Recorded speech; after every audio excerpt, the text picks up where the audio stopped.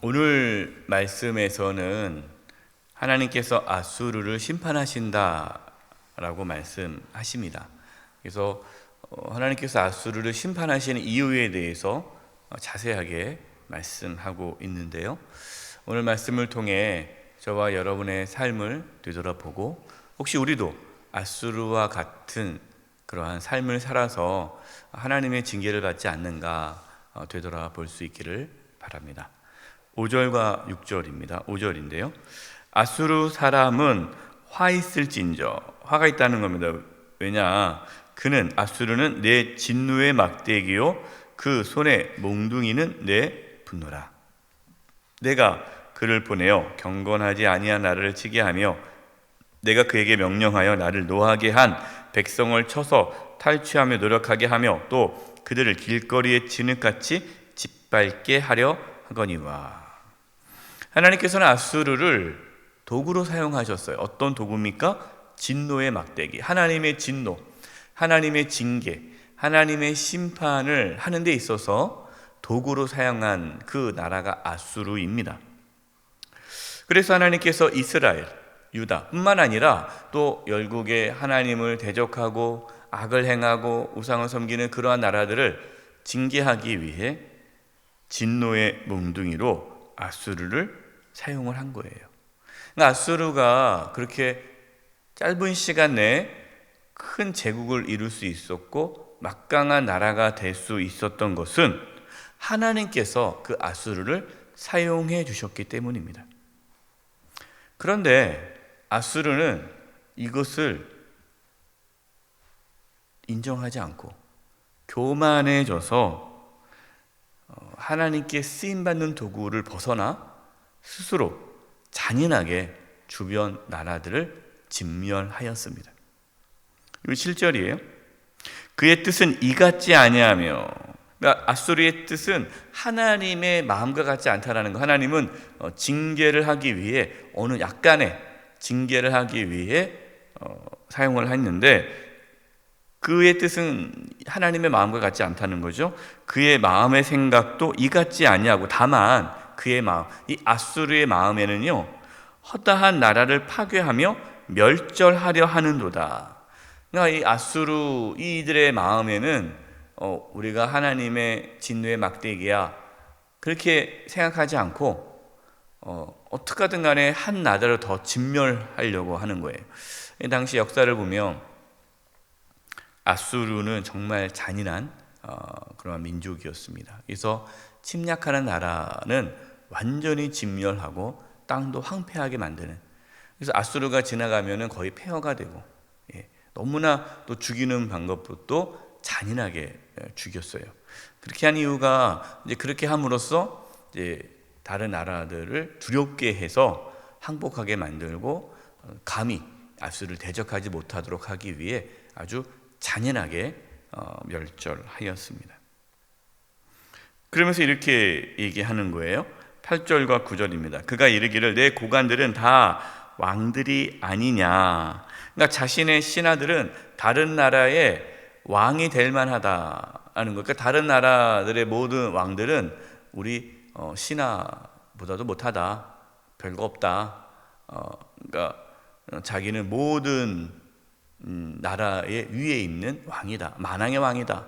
이 교만함이 있는 거예요. 그다음에 9절 갈로는 갈그미스와 같지 아니하며 하맛은 아르밧과 같지 아니하며 사마리아는 다메섹 같지 아니하냐. 이게 자신이 무너뜨린 나라들을 열거하면서 다 그렇게 폐허가 되고 다 진멸되지 않았느냐. 그러니까 자신의 어떤 능력을 뽐내고 있었습니다. 그러니까 아수르는 교만하였고요, 또 잔인하였습니다. 하나님께서는 이렇게 교만하고 잔인한 아수르를 벌하시겠다라고 말씀을 하십니다. 12절 말씀인데요, 제가 12절 말씀을 표준 세번역으로 읽어드리겠습니다. 그러므로 주께서 시온산과 예루살렘에서 하실 일을 다 이루시고 말씀하실 것이다. 내가 아수르죠, 아시리아 왕을 벌하겠다. 멋대로 거드름을 피우며 모든 사람을 업심여기는 그 교만을 벌하겠다. 하나님께서 이제 시온과 예루살렘, 그러니까 유다를 징계하고 나서, 그러니까 이 아수르를 통해서 유다를 징계하고 난 후에는 이제 아수르를 심판하겠다. 아수르가 멸망당한 이유가 뭡니까? 뭐 그들이 군사력이 약해서, 뭐 돈이 없어서, 정치력으로 뭔가가 혼란이 있어서가 아니라 교만했기 때문에 멸망당했다라는 겁니다. 여러분, 교만은 넘어짐의 앞잡이죠. 예, 교만은 넘어짐의 앞잡이에요. 그래서 우리가 정말 조심해야 할 것이 뭡니까? 교만이에요. 교만. 예, 교만을 정말 조심해야 돼요. 끝까지. 예. 가장 중요한 덕목 중에 하나가 겸손입니다. 겸손. 끝까지 겸손해야 돼요. 교만이 뭡니까? 예. 자기를 내세우는 게 교만이죠. 자신의 지혜, 자신의 능력, 하나님께서 하셨는데 하나님께서 하신 것을 인정하지 않고 자신이 한 것을 드러내려는 것, 자기를 붙잡는 것, 자기를 의지하는 것, 이것이 교만이에요. 13절과 14절입니다. 그의 말에, 아수르죠. 나는 내 손에 힘과 지혜로 이 일을 행하였나니. 그러니까 자기가 그동안 이렇게 큰 제국을 이룬 것, 자신의 힘과 지혜로 이루었다. 나는 총명한 자라. 열국의 경계선을 걷어치웠고 그들의 재물을 약탈하였으며 또 용감한 자처럼 위에 거주한 자들을 낮추었으며. 14절, 내 손으로, 자기 손이에요. 자기 손으로 열국의 재물을 얻은 것은 새 보금자리를 얻은 같고, 그러니까 새 보금자리를 얻는다는 게 뭡니까? 쉽게 얻었다라는 거예요. 새가 있으면 어이 하면 새가 날아갈 거 아니겠습니까? 뭐 새가 뭐 사람하고 싸우지 않잖아요. 날아가잖아요. 그러면 그냥 어이 하고 날아가면 그냥 둥지를 그냥 가져가는 거예요. 너무 쉽게 얻은 거죠.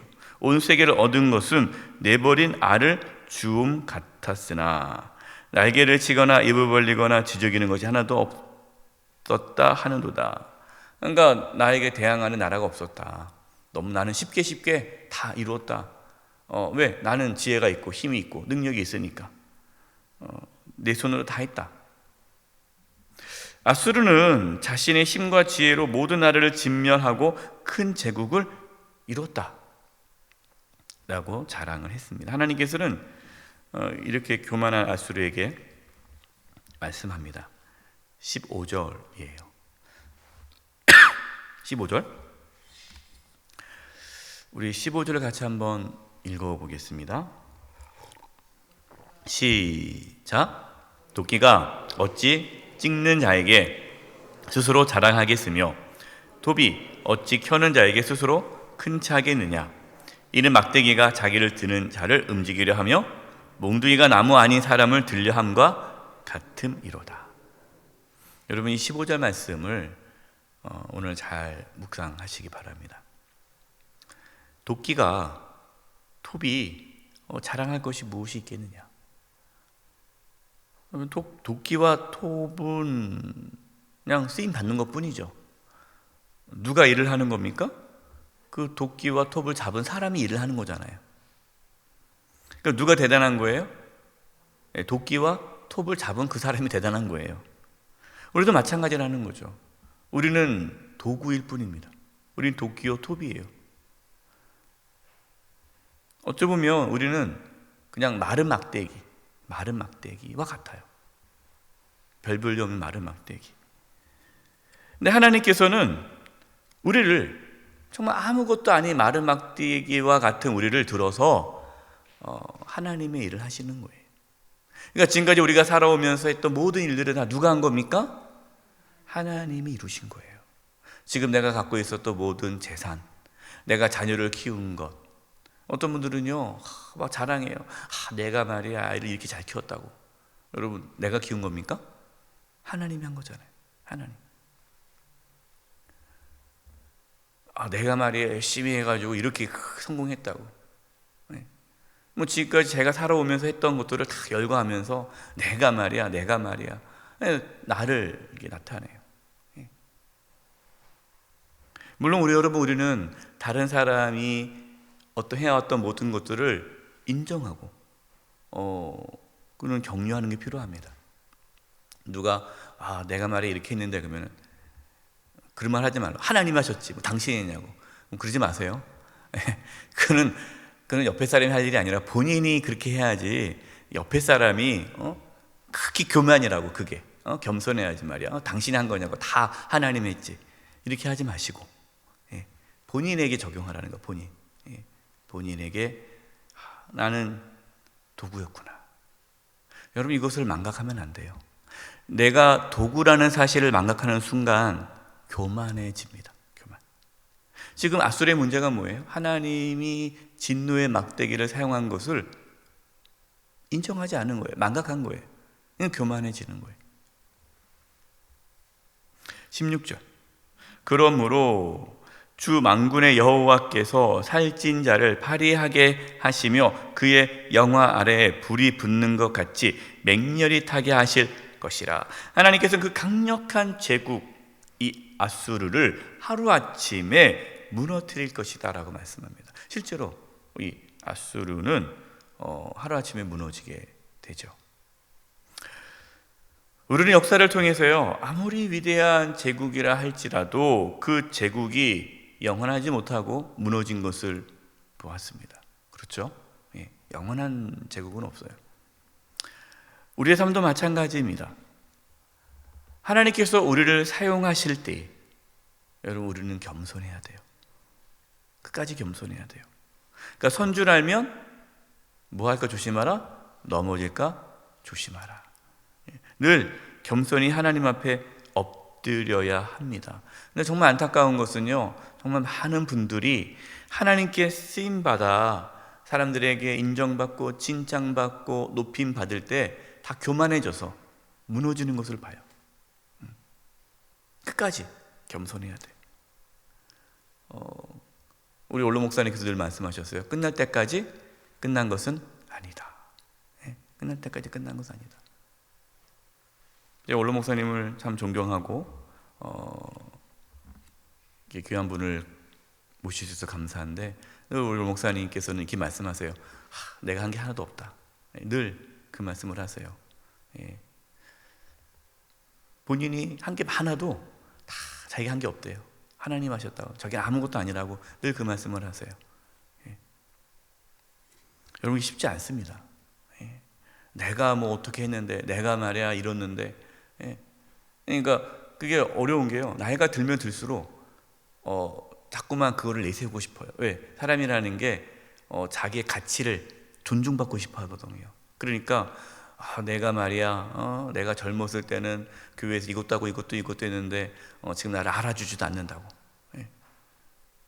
물론 알아주지 않는 게 잘못이지, 알아줘야 됩니다. 여러분 우리 이렇게 선배 우리 신앙인들 정말 존중하고 알아줘야 돼요. 그러나 우리 각자는 그 모든 것이 하나님의 은혜임을 잊어버리는 순간 교만해져요. 그럼 그 삶은 정말 하나님 앞에 무너지는 삶을 살게 됩니다. 끝까지 하나님의 손에 쓰임받는 도구라는 사실을 기억하시고 끝까지 겸손히 하나님을 붙잡고 살아갈 수 있기를 바랍니다. 그래서 끝까지 하나님께 쓰임받는 저와 여러분 되시기를 간절히 축원드립니다. 기도하겠습니다. 하나님 아버지, 저희들이 마른 막대기이고 아무것도 아님을 고백합니다. 하나님의 은혜로 여기까지 왔습니다. 저희들 하나님 앞에 서는 그날까지 겸손히 하나님께 쓰임받게 해주시고 끝까지 하나님께 겸손히 엎드릴 수 있게 도와주시옵소서. 예수님의 이름으로 기도드립니다. 아멘.